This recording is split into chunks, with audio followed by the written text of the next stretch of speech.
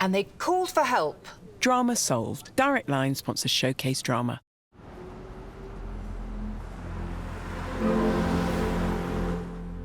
Now, all the latest stories with the ITV News at 10.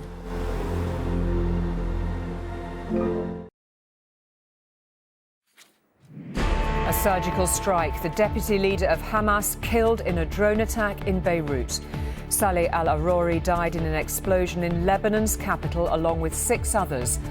Although Israel hasn't claimed responsibility, al-Aruri was a known target even before the October the 7th attacks. Well, tensions are rising tonight after Hezbollah, Hamas's allies in Lebanon, called the killing a dangerous development that will not go without response. The resistance has its finger on the trigger, it said. We'll get the latest from Raggy and speak to John in Tel Aviv. Also on News at 10 tonight.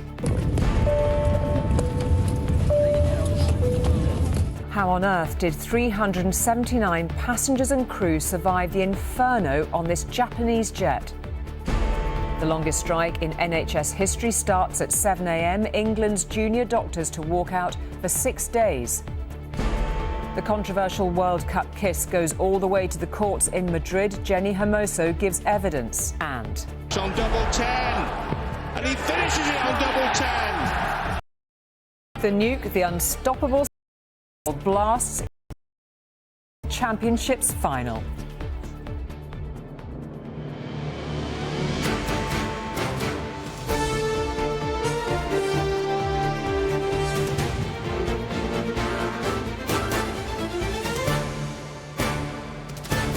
This is ITV News at 10 with Julie Etchingham.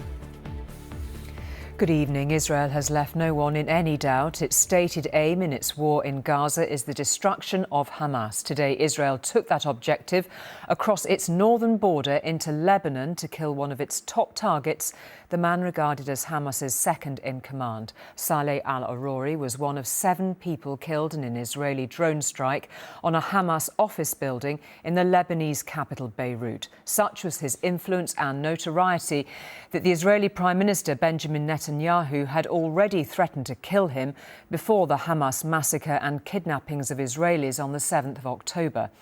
Israel did not say whether it was responsible for today's explosion, only that whoever was had not attacked Lebanon but carried out a surgical strike against the Hamas leadership. This was the most significant Israeli attack in Beirut for nearly 2 decades. But its target was not a Lebanese leader or a Hezbollah official. It was this man, Saleh al-Aruri, one of the most senior leaders of the Palestinian extremist group Hamas, based in Beirut and a key conduit between the organization and Iran's other main ally in the region, Hezbollah. Israel has effectively confirmed it was responsible via a drone strike in one of the most heavily fortified suburbs of Beirut, which is a headquarters of Hezbollah. This was an Israeli message and a warning not just to Hamas, but to Hezbollah as well.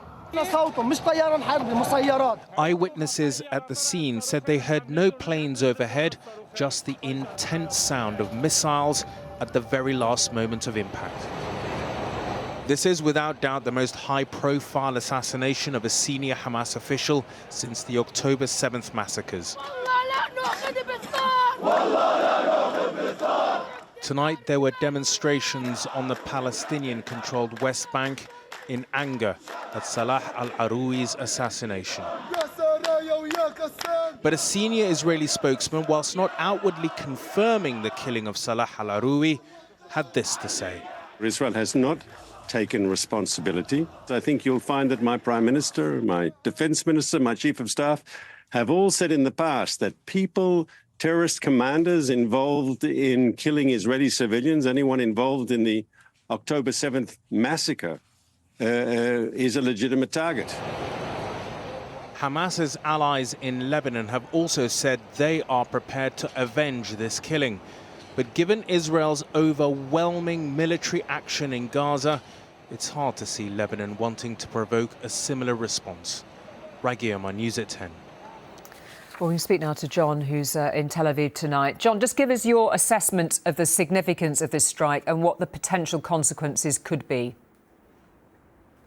Well, obviously, it is a big moment in a war in which Israel has vowed to destroy Hamas, and this is the biggest scalp they have managed to take so far. A man, as you say, who was on their kill list long before the brutal events of October the 7th. A man who had been wanted for some time. And it is a victory for Israel. Remember, Julie, after they have spent almost 3 months pulverizing Gaza, and yet there the senior leadership of Hamas remain more or less, we understand, untouched. Now, the big question is what happened next? As you say, this killing took place in Beirut, the backyard of Hezbollah, for week after week, day after day. Hezbollah and Israel have been exchanging rocket and missile fire on the border to the north of me. The potential for escalation is very clear. Iran, who are Hezbollah as well as Hamas's sponsors, said tonight that they are sure that this killing will be a further motivation for what it calls the resistance against Israel. Hezbollah themselves have talked about punishment, of their finger being on the trigger. Hezbollah's leader Hassan Nasrallah makes a big, important speech tomorrow. Not for the first time. We are living through very dangerous moments, not just for this region, but for the world beyond. Indeed. OK, John, thank you very much indeed for that. Thank you. Now, as their plane shot along the runway, wreathed in flames, the passengers on a Japan Airlines flight must have feared the worst, and yet all 379 people on board somehow and incredibly survived. We'll come to an explanation of how that happened in a moment. The fire on board started when the Airbus A350 collided as it landed with a Coast Guard plane taking supplies to earthquake survivors. 5 of the 6 on board that aircraft did not survive. Japan Airlines Flight 516 bursts into flames as it lands at Tokyo's Haneda Airport. It collides with a Japanese Coast Guard plane on touchdown. Fire spreads along the Airbus A350 carrying 379 people. This, the scene inside.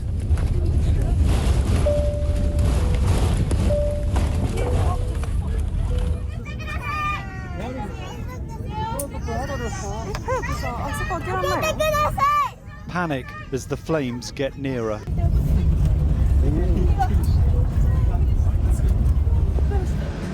The pilot manages to keep control, bringing the aircraft to a gradual halt as smoke begins to fill the cabin.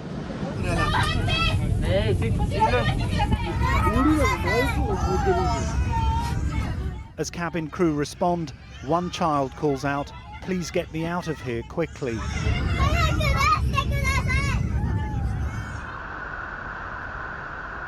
As fire envelops the fuselage, the 367 passengers and 12 crew start fleeing the intense heat and smoke down emergency chutes, with just moments to spare. It's a miraculous escape. With everyone now off, fire crews battle flames so fierce they burn through the plane's structure. 5 people on board the Coast Guard aircraft, which collided with the Airbus, were killed. Its pilot survived but suffered severe injuries. It was taking aid to victims of yesterday's powerful earthquake. Japan's Prime Minister, Fumio Kishida, offered his condolences to the 5 people killed, who he said had lost their lives trying to help others.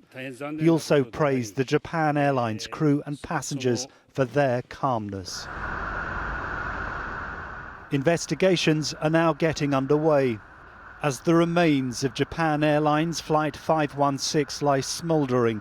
The 379 people who were on board are overwhelmed with relief. They survived and walked away from this. Neil Connery, News at 10. Just astonishing images, and Japan Airlines insists its plane was given permission to land. The police investigation is likely to focus on professional negligence, but for once, one of the lessons of a plane disaster will not be about why so many people died, but about how so many survived. The Airbus A350 involved was only 2 years old, registered in September 2021, and featured state-of-the-art fire control measures. It's Manchester's worst ever air disaster and the world's fourth successive major airline crash in 2 months. When airliners crashed in the 20th century, like here at Manchester Airport in 1985, the consequences were usually tragic.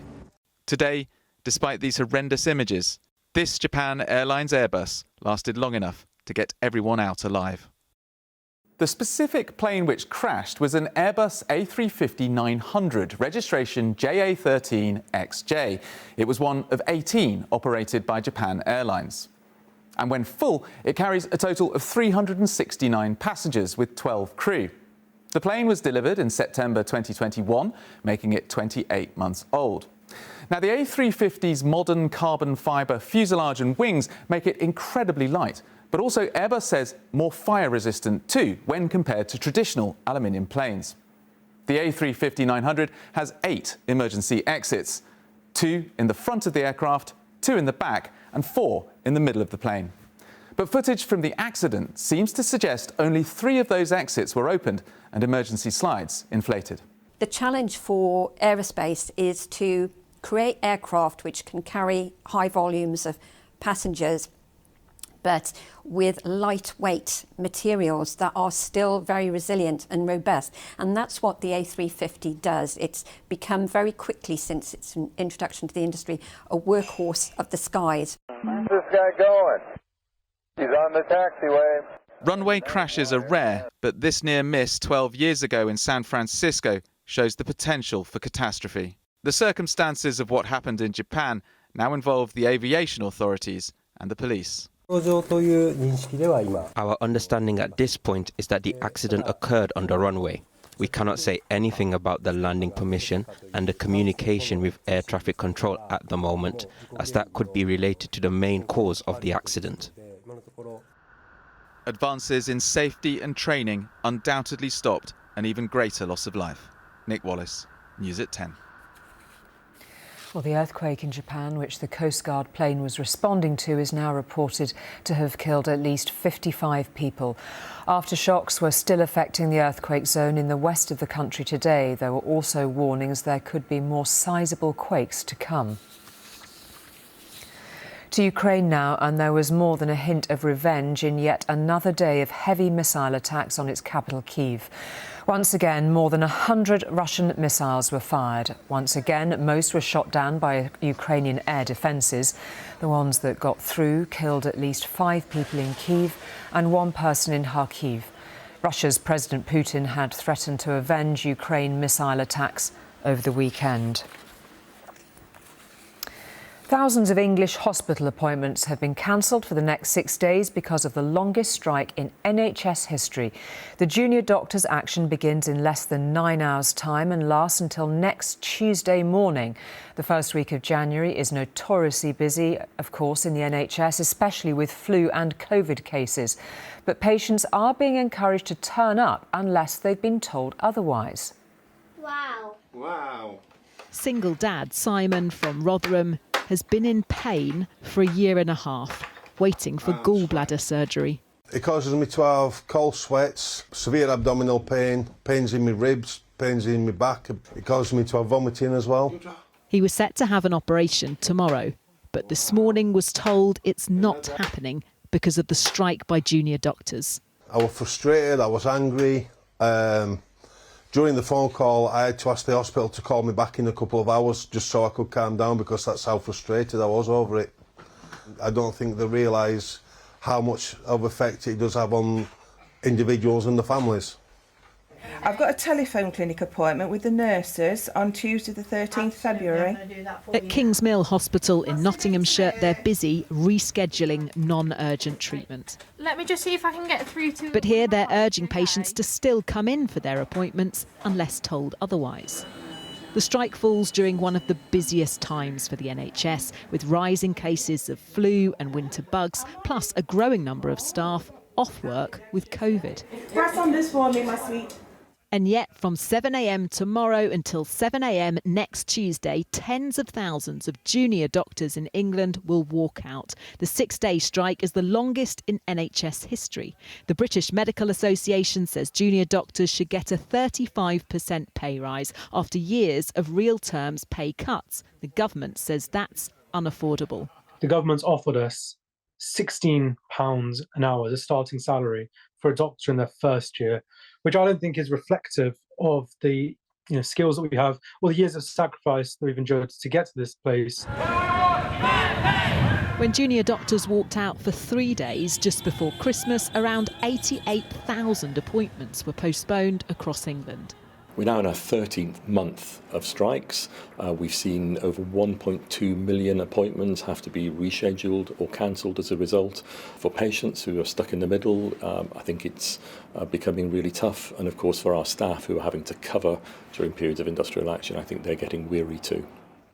There, goodbye. Simon is one of those stuck in the middle of this row. The government still urging junior doctors to call off their strikes and get back to the negotiating table. Rebecca Barry, News at 10.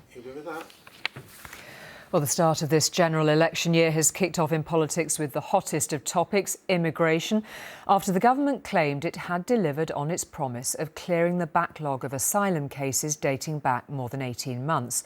92,000 cases have been looked at, but not all have been resolved. Complicated ones have been placed on another to-do list. Labour has accused the government of a barefaced lie over the statistics. Small boat arrivals were rising fast in 2022 and the backlog of asylum casework was growing when the Prime Minister made this promise. And we expect to abolish the backlog of initial asylum decisions by the end of next year. Today, the Home Secretary said they'd done it. Well, we made a commitment to clear that legacy backlog. Those were applications that were made before the 28th of June 2022. We said that we would process them all. We have processed them all. That so-called legacy backlog contained 92,000 asylum cases, but the Home Office admits that 4,500 of the more complex cases actually remain unresolved. And while the legacy backlog was processed, another backlog of 94,000 new cases has built up. There were also 35,000 applications withdrawn from the system last year. It's not known how much that helped clear the legacy backlog or where those people are. Rishi Sunak's claims to have cleared the asylum backlog are totally false. In fact, the backlog is nearly 100,000 cases, and they also haven't even cleared that bit of the backlog that they were targeting. There are other questions about the figures. This woman and her son were part of the legacy backlog for 4 years. Her application was rejected, so she counts as a cleared case.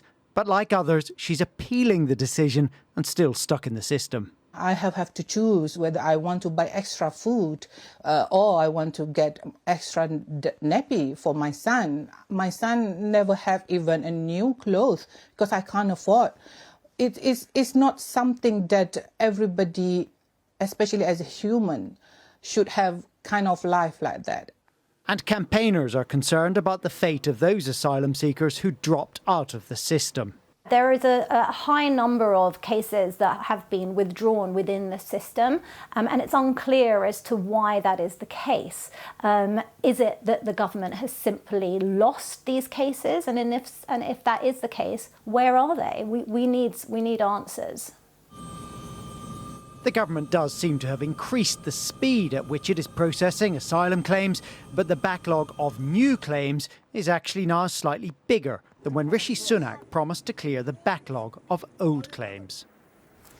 And Carl is here, and I suppose also we should note the speed with which this is right front and centre in the headlines in this election year, with big speeches from the Labour leader due this week and more from Rishi Sunak. Yeah, that's right. And it's interesting that they want to talk about this, even though the backlog manifestly has not been cleared. One Tory source said this basket of complex cases is a totally new category that's just been made up to put these figures in to make it look like the thing has been cleared. But what I think it tells us is that the Conservatives still think that they have a convincing story, or at least a more convincing story than Labour do on immigration. So they will be talking about that more. I think it also tells us today that Rishi Sunak's pitch to be the guy who delivers is proving more difficult to land than he might have expected. And Labour will seize on every opportunity to talk about government competence, because that's one of the things oppositions do when they don't want to be offering more spending. And I think the other thing that today tells us is that we are going to have up to a year of disputes about statistics and metrics and numbers. If I still used a calculator, I'd be buying new batteries for it, because there's going to be loads more of this. And that's because Rishi Sunak said we could judge him on his 5 priorities. Incidentally, the speech in which he said that was a year ago on Thursday, and I think we will be hearing more from both Rishi Sunak and Keir Starmer around then, and then it really will feel like we're in an election year, even if it's still, 9-10 months away. Yeah, buckle up, Carl. Thank you very much indeed for that. Thank you. The colourful and sometimes controversial founder of the children's charity Kids Company, Camilla Batmanghelidj, has died after being ill for several months. She set up the charity in 1996 to help deprived children and young people living in cities, and had some powerful and famous backers. She gave up the job in 2015 after allegations of financial mismanagement at the charity, but was later cleared of doing anything wrong. She died yesterday, New Year's Day, her 61st birthday. Warnings about the power of Storm Henk proved pretty accurate. The fiercest winds of the latest named storm reached more than 90 miles an hour across large parts of Britain. Heavy rain and floods led to transport disruption, damage to property and power cuts. It was a sound that people in this part of Northamptonshire had never heard before. Today, the flood sirens in the Billing Aquadrome Holiday Park were called into action for the very first time, giving the order to around 1,000 residents to evacuate and seek safety from Storm Henk. This is the first time the alarms have actually gone off continuously for the last 4 or 5 minutes. So it's a general evacuation, so everyone that can will come off of site. It's a bit traumatic, to be honest, because we've never been here before. The heavy rain led to more than 200 flood warnings across the UK. In Stratford, the barriers were put up, but the protection they offered was, at times, hard to see. Well, this is a town which is prone to flooding, and despite the best efforts of the Environment Agency, the water levels here are still very high, making the path totally inaccessible, to humans at least. But elsewhere, the dangers of the rising water were clear. In Birmingham, a driver and a 3-year-old child had a miraculous escape after being pulled from a submerged car. And in London, it was also lucky that no one was injured when strong winds caused scaffolding to come crashing down onto a busy high street. Inevitably, Storm Henk has also impacted transport, with planes struggling in the air and lengthy delays reported on the ground. This the scene at Waterloo Station earlier, where major disruption was reported on 8 services. The good news is that the worst of the bad weather is now over, but the clear-up operation means the disruption may continue for some time yet. Pablo Taylor, News at 10. The crisis of sexism in Spanish football that started with a kiss has ended up in court. Today, for the first time, the player at the centre of the whole thing, Jenny Hermoso, was able to address a judge about what happened after she led her teammates to their World Cup win. She said she was not expecting the kiss from the head of Spanish football, Luis Rubiales, and that it was at no time consensual. The judge now has to decide whether to put Mr. Rubiales on trial for sexual assault. The World Cup is the domain of Spain. The The Spanish women's football team seized World Cup glory last summer, but a kiss during the celebrations would eclipse their sporting success. As the players collected their medals, Jenny Hermoso was kissed on the lips by former Spanish FA President Luis Rubiales. In Madrid today, she told a judge his actions were unexpected and testified that she did not consent to the kiss. After giving evidence, she told reporters the matter was now in the hands of the courts. When asked how she was, she replied, "Fine, I feel strong." The kiss was seen by millions watching on TV and created international conversations about consent and the behaviour of those in power.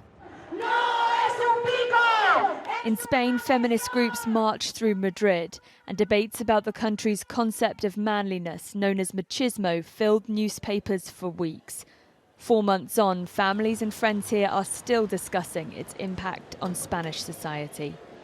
It was a way also to see what people around you actually thought. It was a universal shock because it was seen on TV and stuff like that, but it really happens every day, everywhere. The case has had a big impact. Both men and women have thought this is a shameful image to see. Despite initially refusing to resign, 3 weeks after the kiss, Rubiales conceded. He's also been banned from working in football by FIFA for 3 years. He has apologised for the kiss, but insists it was consensual. Whether it was could now be decided in court.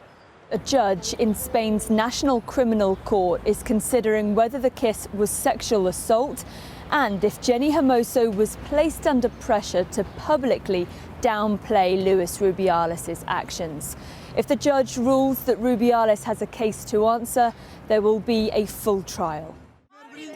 During a New Year's Eve countdown broadcast, Jenny Hermoso told viewers she hopes that the female empowerment felt after Spain's World Cup win will spread, and 2024 will see equality for all.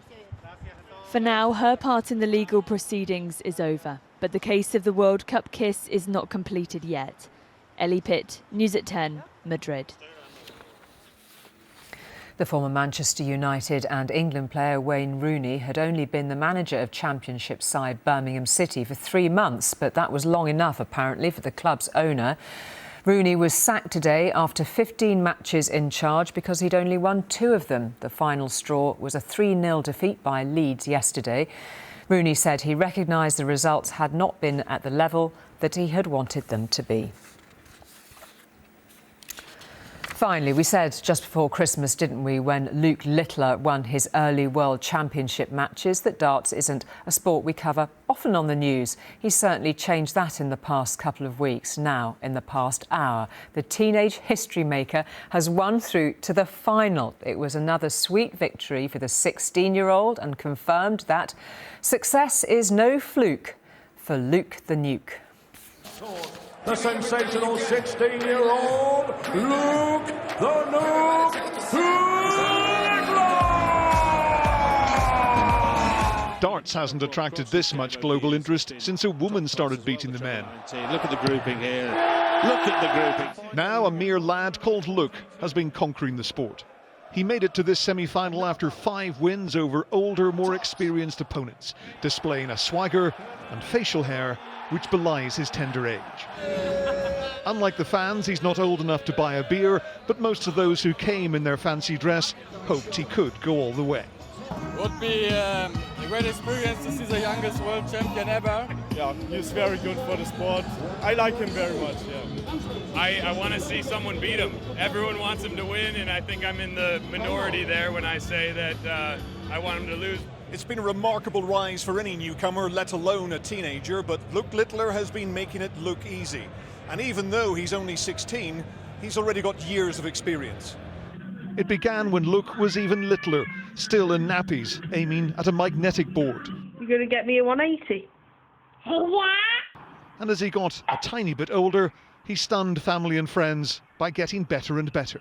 I think everyone, as well as me, knew he had a special talent. It wasn't just a quick game of darts. It was definitely, there was something there, but I thought, this is just another level, but yeah, he's done so well, yeah. In the semi-final, he was up against a former world champion, and Rob Cross may have thought he had the measure of the young pretender to the throne. But just like all the others who faced him, Cross could only watch and admire the deadly accuracy of sport's newest superstar. Littler takes the giant step into the World Championship final. Be unbelievable. Like I only set my goals to win one game and come back after Christmas, and I'm still here. I've just got to stay focused. Just got to be Luke Littler and just relax and yeah. Of course, his mum and dad were there to congratulate him. Luke may have quit school, but he's continuing to hand out lessons to his seniors. Ian Woods, News at 10. He certainly is. We are all darts fans now. That is it for tonight. I'll see you again same time tomorrow. Till then, good night.